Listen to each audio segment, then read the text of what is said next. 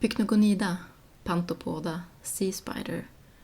These are all names for a wonderfully weird branch of the evolutionary tree. Their place within the evolutionary tree has been widely debated, and they've been placed as sister to pretty much every group within the arthropods. For some time, even a sister to the arthropods as a whole. Their unique proboscis is one of the features that has caused problems when placing the pycnogonids in their evolutionary place. It has been homologized with one structure after another, the prostomium of polychaetes, the lips of onychophorans, and several other anterior structures in other arthropods.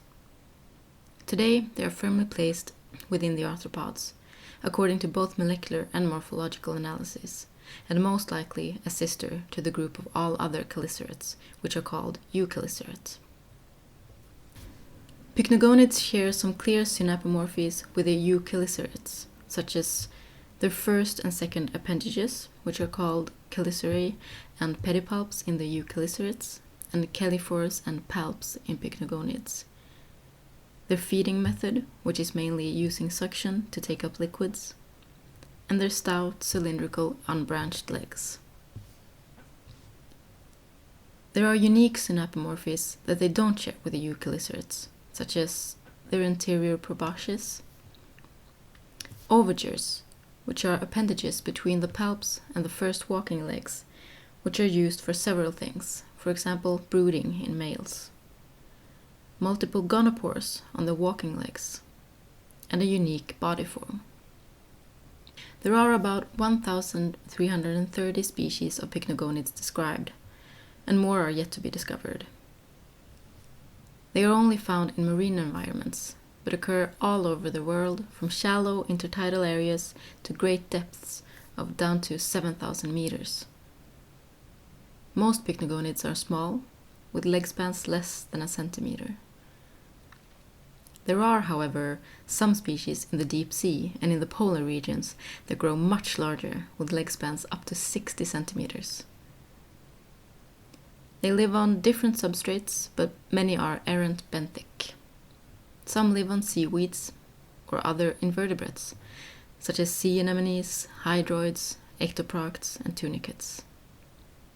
There are 6 species that have been found in hydrothermal vents, near or on the massive tube worms that live there. Pycnogonids are called sea spiders, but they look quite different from their terrestrial relatives. They have a severely reduced abdomen and lack the clear segmentation into tagmata as the other arthropods have. They have 4 simple eyes on a tubercle, but some deep-sea species lack eyes entirely. Some have appendages called ovidures.